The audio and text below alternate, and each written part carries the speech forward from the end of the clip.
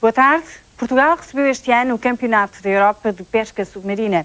Foi no Algarve e envolveu quase 40 atletas.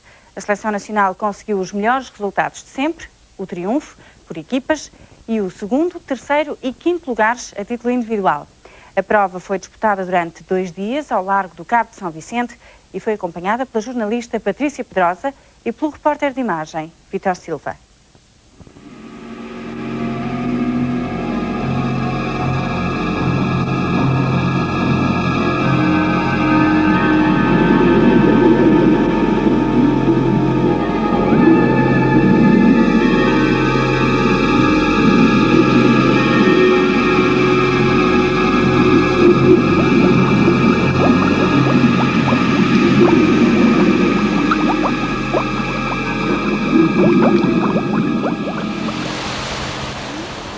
A zona de prova estende-se por toda a costa vicentina, da Ponta da Grota até à Ponta da Atalaia.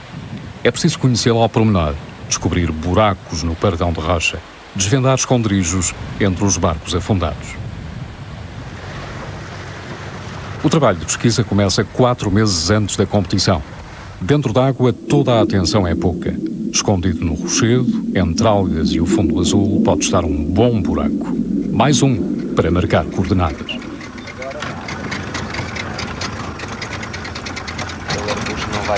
O barco é posicionado de acordo com a indicação do mergulhador. Rui Torres ficou em 7º lugar no último Campeonato do Mundo no Brasil.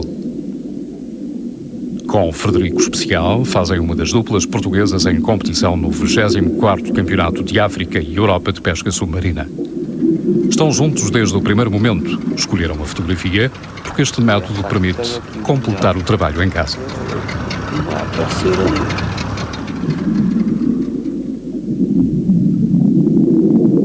São fotografadas 2 zonas da costa num ângulo de 45 graus, onde os 2 enviamentos se cruzam. Está um ponto de caça. Onde é que queres a outra? Ali já foi. Vamos tirar aqui a foto aqui, este lado aqui assim, e ver se está bem.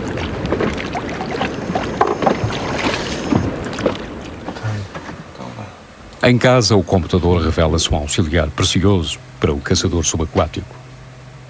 São definidos vários enfiamentos em cada uma das 2 zonas fotografadas. Para o fazer, alinham-se 2 pontos em terra. O cruzamento das linhas marcará com precisão mais um buraco encontrado debaixo d'água. Está assim para mim. Ora bem, vê lá aqui as verticais aqui.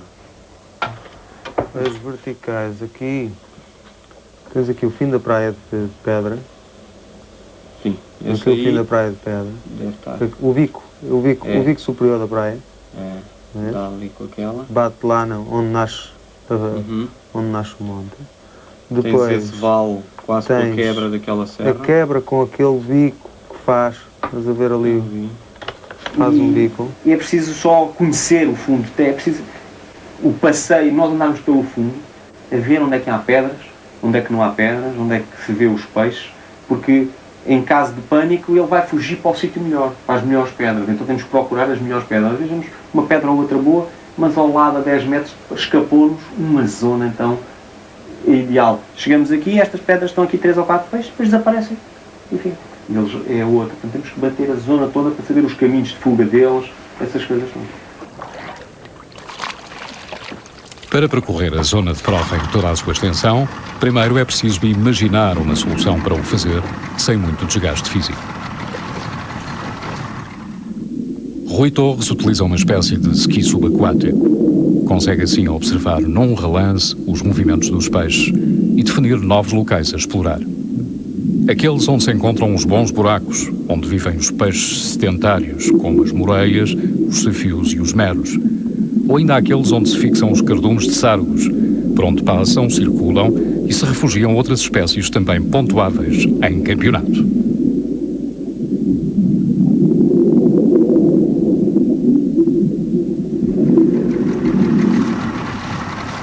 Cada um escolhe o melhor meio para fazer o mesmo trabalho de prospecção e reconhecimento.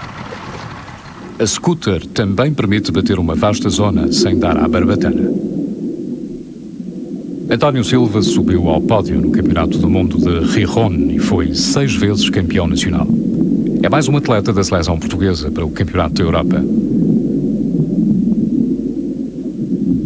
A prova vai exigir-lhe mais de 4 meses de preparação. Há determinados troços da costa que vão ficar topografados ao milímetro, fenda por fenda, pedra por pedra, paredão por paredão. Tudo marcado com bastante pormenor.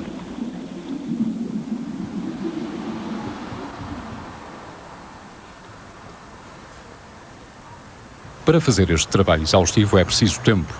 Tempo que António Silva vai roubar à sua outra ocupação. Trabalha como escultor, uma profissão que lhe permite gerir horários e ir ao mar sempre que o mar está bom para caçar. A paixão por esta atividade obriga o escultor a abdicar de outras paixões para manter o nível que atingiu. Eu, para mergulhar, não posso fazer outras coisas, não é? Não é óbvio. Portanto, estás a ver o esforço que isso implica. E as percas a nível tanto familiar como a nível profissional que isso implica nas pessoas. Mas eu creio que isso é a realidade do desporto dito amador, entre aspas, porque não existe desporto amador a partir do momento em que tu tens competições em que o nível já é um nível muito alto, em que tu, para estares dessas competições, tens de dedicar 200% a essa atividade. Portanto, tem que haver, isso já não é amador, já tem que haver uma forma de semi-profissionalismo nessas coisas todas, não é? O alto nível de competição exige o mesmo a todos. André Domingos é o atual campeão nacional e o terceiro elemento da seleção portuguesa a trabalhar para o Campeonato da Europa. A vida do André gira à volta da caça, mesmo quando o mar está mau. Quando o mar é mau, tenho que fazer um bocado de corrida, corro um bocado. Comecei a fazer surf também há 2 anos e faço natação. É o que eu tento para manter a forma. Quando o mar é mau e quando não me permite que eu vá mergulhar, é aquilo que eu faço para conseguir manter. Hoje está um dia típico, quase de inverno, céu cinzento, já choveu e vamos dar uma corridinha. Vamos lá ver. Para fazer a sua corridinha, André escolhe a praia que fica mais perto de casa. Aquela onde há 10 anos descobriu sozinho o prazer de caçar. Entre a parede e Carcavelos usou a primeira máscara e mergulhou pela primeira vez.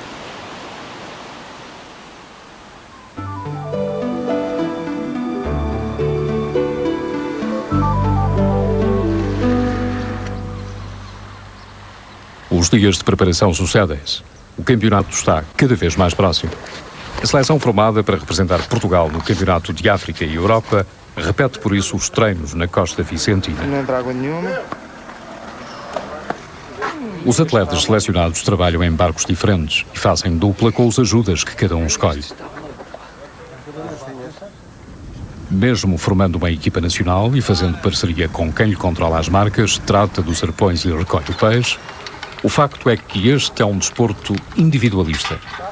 Dentro da água, o pescador submarino é um solitário. Sai em grupo, mas mergulha sozinho. Descobre, marca as suas pedras e guarda para si como um segredo valioso a informação que recolhe. Há algumas coisas que não podem ser ditas, como é óbvio, não é? Como por exemplo? Como por exemplo... Olha, por exemplo, o estar à hora certa no sítio certo. Pode ser revelado. Não, isso não convém ser revelado. Há determinado tipo de coisas que não fazem parte dos segredos pessoais de cada um. Não são muitos, não é? Porque grande parte deles estão expostos, porque as pessoas que forem ver o campeonato vão ver onde é que nós vamos caçar e onde é que os outros todos vão caçar, a que horas vamos caçar, em que altura da maré vamos estar dentro de água, em determinado sítio. Portanto, as coisas estão ali um bocado à vista, não é? Agora, cada um de nós tem alguns pequenos segredos que não revela. Não são muitos, mas haverá certamente, cada um tem algumas particularidades que não gosta de dizer aos outros, não é? O melhor treino para o caçador submarino é caçar. À medida que fazem um reconhecimento na zona de prova, os atletas treinam também a pontaria e a destreza do tiro. Dizem que é só depois de pôr a cara na água que o caçador percebe como está o peixe. A arma escolhida depende do animal que se pretende apanhar. São múltiplos os tamanhos, as forças dos elásticos e os modelos, com ou sem carreto. A organização do campeonato exige apenas que as armas sejam acionadas pela força muscular do atleta e sem ajuda exterior. É só na hora de caçar que o caçador decide qual a arma que quer usar. Dentro d'água, o caçador também escolhe o peixe. Se apanhar exemplares com dimensões abaixo das estipuladas pelo regulamento do campeonato, é penalizado. Para assegurar a reprodução das espécies, todos os animais pescados têm de ser adultos. Um sargo ou uma tainha não podem pesar menos de 500 gramas.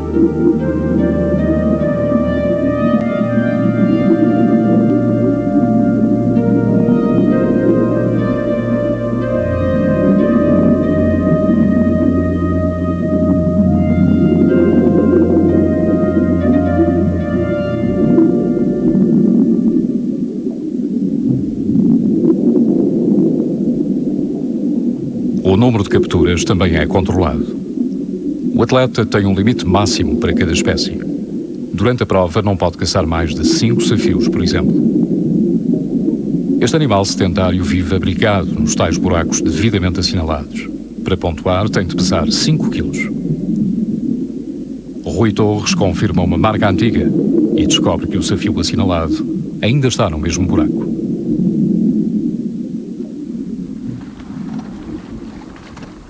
Como organizadora do campeonato, a equipa portuguesa tem a vantagem de quem joga em casa. A vantagem de viver a poucos quilómetros do campo de prova é aproveitada ao limite pela Federação Portuguesa de Atividades Subaquáticas. Durante todo o verão, a Seleção Nacional multiplica os dias e as horas passados em águas algarvias. O campeonato será só na terceira semana de setembro. Os 3 atletas e o reserva da seleção, Jorge Grave, fazem um trabalho exaustivo. Mas não estão sozinhos. A equipa de Espanha também tem um acesso fácil a sais. As grandes potências da pesca submarina mundial, que são países europeus também, como Espanha, França e Itália, que têm um poderio muito grande e federações muito fortes com muito dinheiro, quando vir cá, aliás, alguns, como o exemplo dos espanhóis, neste momento estão cá. Não vão estar cá o tempo todo, mas vêm cá várias vezes. E para nós é sem dúvida uma mais-valia, portanto, convém ter a zona o mais bem preparada possível, com todos os panoramas possíveis de condições de tempo, de mar, vento, marés, horas do dia. Portanto, isso é um levantamento que tem que ser o mais exaustivo possível. A diferença entre as equipas que têm dinheiro e aquelas que não têm é muito grande. Há equipas como a espanhola que fazem uma preparação semelhante à portuguesa. E há as seleções que mergulham na zona de prova no próprio dia da competição, desconhecendo por completo o mar em que vão caçar. A Espanha é a primeira seleção estrangeira a chegar a Sagres. Feitas algumas visitas prévias, 20 dias antes do início da prova, os seus atletas já estão familiarizados com esta vila algarvia. Durante o estágio e o trabalho de prospecção, a equipa espanhola conta com a ajuda de 2 antigos caçadores portugueses que lhes mostram os cantos da casa. As esperanças espanholas para este campeonato estão depositadas em Pedro Carbonell, tricampeão do mundo e 2 vezes campeão da Europa.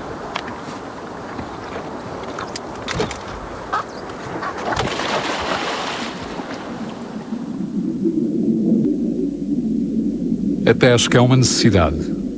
É o corpo que pede. Está-lhe no sangue. Em casa, Pedro Carbonell respirava pesca submarina.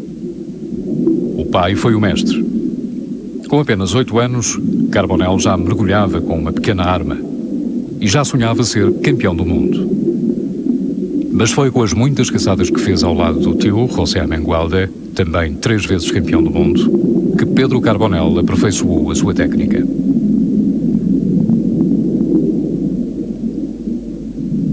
As suas águas natais de Palma de Maiorca são muito diferentes destas águas de Sagres. A calma e a visibilidade do Mediterrâneo permitem mergulhar durante quase todo o ano. É este treino intenso e na participação das muitas competições internacionais que Carbonell vai buscar a experiência que o distingue dos outros caçadores.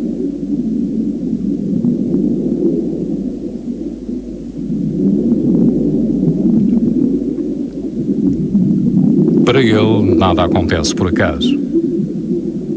Para além de caçar muito, pensa no cenário que encontra em qualquer mar que mergulhe. Ouve e discute as opiniões das pessoas com quem trabalha. E depois faz uma previsão do que pode acontecer no dia da prova.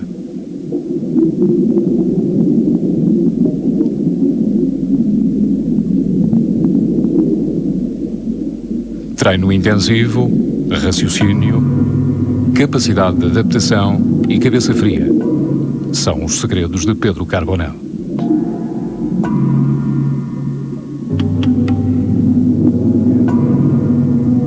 Tem 2 títulos de campeão da Europa em águas do Mediterrâneo.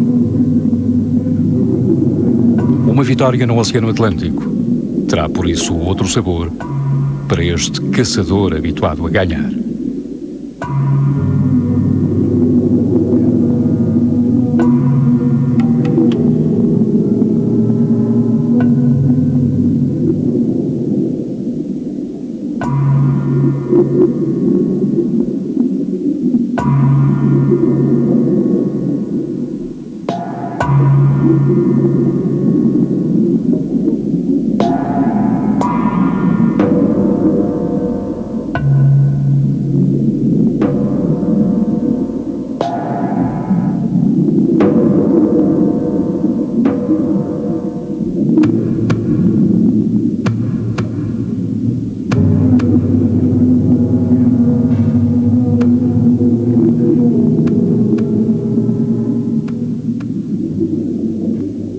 Na véspera da abertura do campeonato, os croatas ficam na água até ao último minuto.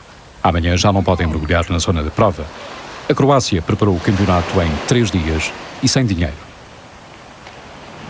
Non proprio per conto proprio, ma metà sì. Metà sì, metà ha stanziato la federazione. Il denaro metà li abbiamo trovati noi, sponsor praticamente amici che hanno dato dei soldi e siamo venuti a fare questo europeo. No dia da abertura do campeonato em Lagos, é visível a diferença de idades dos atletas. Têm entre 20 e 60 anos. Tal como a disparidade entre os meios de cada federação e os dias de reconhecimento de cada equipa, esta é uma diferença que não traz obstáculos à competição. A seleção argelina, que acaba de chegar, sabe à partida que não pode competir de igual para igual. La seule solution qui nous reste, c'est de chasser au milieu des gens, c'est-à-dire là où il y a beaucoup de chasseurs regroupés, c'est le signe d'un bon endroit de chasse. Ça veut dire qu'il y a beaucoup de poissons. Donc, on va essayer d'être au milieu des chasseurs. On va se baser beaucoup plus sur la récupération rapide et de multiplier les apnées au maximum pour pouvoir avoir le maximum de poissons. Acordei para aí às 6 da manhã, mas é normal. Em dias de prova ou... Em dias de prova há sempre aquele nervosismo. Nervoso miudinho, mais um bocadinho. São 7 da manhã. Foi preciso acordar cedo no primeiro dia de prova. O pequeno almoço é sempre importante para os caçadores, mesmo que os nervos deixem pouco espaço para ter apetite. Tenho a minha caída, sei qual é que vou fazer a minha caída. Sei onde é que vou fazer, na Praia do Telheiro. E depois daí, vejo, tenho mais uma série de coisas marcadas ali na Praia do Telheiro, mas vai depender muito das condições que eu vi no mar. Não é uma coisa... Muitas vezes temos que mudar tudo em cima da hora, mesmo. É muito incerto. Basta ter uma tática a seguir à risca. Vamos ver. A calma de André Domingues esconde a ansiedade natural que antecede o primeiro dia do campeonato. Foram 4 meses de um trabalho intenso e minucioso. Chegou o dia de provar que valeu a pena investir. André Domingues é o primeiro atleta português a levar o barco para Sagres.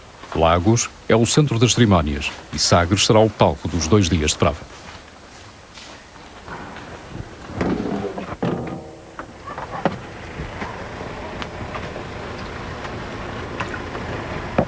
Está feito. Um semirrígido por minuto entra dentro d'água. Na rampa do Porto de Sagres sente-se a azáfama e a preocupação de cumprir horários. Estes são os minutos que antecedem 5 horas de competição. A concentração dos participantes e organização faz-se mais ou menos a meio da zona de prova. Entre a ponta da grota, a norte, e os ilhéus das Gaivotas, a sul. O capitão de cada uma das equipas confirma ao diretor de prova a presença dos seus atletas. São 13 países presentes, num total de 39 caçadores.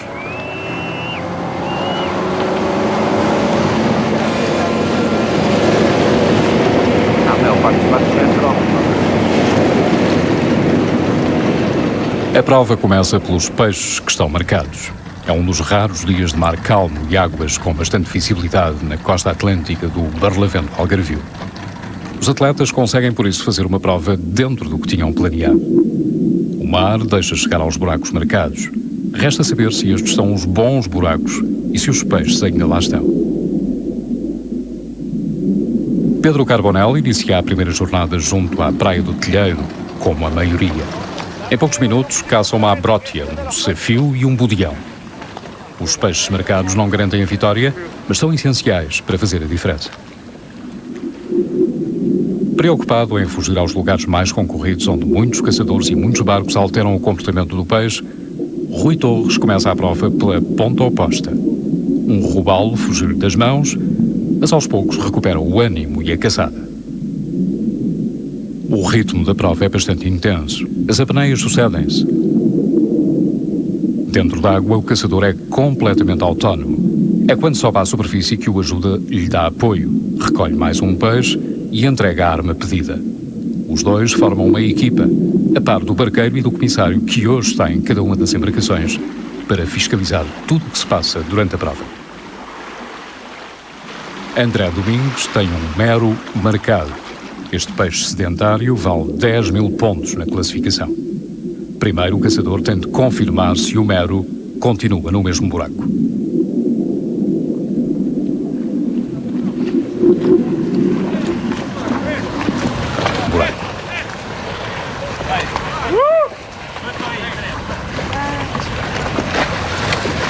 André! Boa, vai! É para continuar! Bora, André!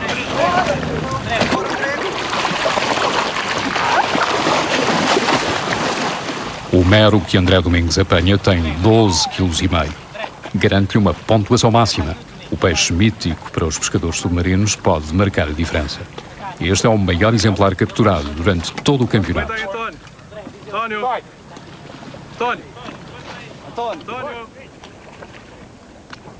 Os últimos minutos de prova são vividos num ritmo nervoso. Os barcos arrancam e param em movimentos rápidos. Os caçadores entram e saem d'água. A primeira jornada é disputada até ao último momento. São já 4 horas da tarde quando o Porto de Sagres recebe os 60 barcos em prova. Os resultados são muito diferentes de equipa para equipa. Entre os portugueses, Rui Torres tem 25 peixes válidos no seu enfião e fica em 4º lugar. António Silva será o terceiro com 27. André Domingos, o segundo, com 23. E Pedro Carbonell vence a primeira jornada com 35 peixes válidos. Entrega a pescaria à organização, aquela será pesada e depois doada a uma das instituições a que o peixe foi prometido.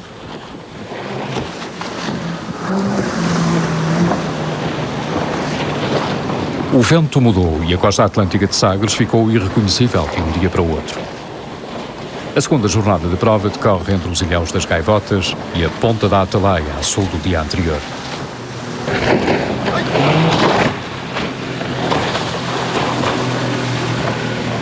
A ondulação, as correntes e a fraca visibilidade da água obrigam os atletas a fazer uma pesca de improviso. Ao contrário do que se passou no primeiro dia, são obrigados a esquecer as marcas e as estratégias delineadas.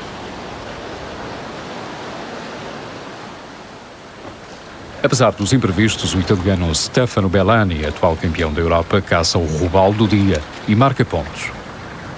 A maior parte dos atletas inicia a prova a caçar na espuma. Querem fazer a cota das tainhas. Precisam de apanhar 12.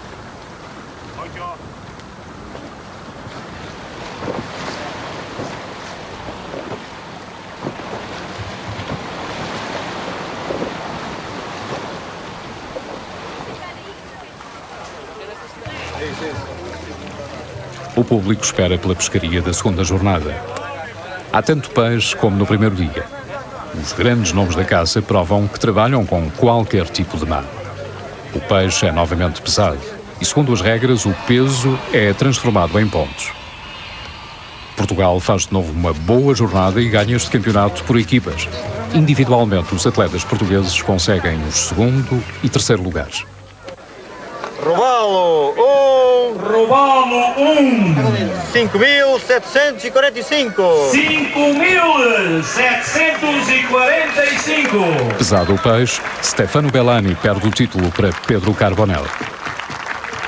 Portugal! Em segundo lugar, vice-campeão André Domingues. Portugal! Em primeiro lugar e campeão europeu de pesca submarina 2003.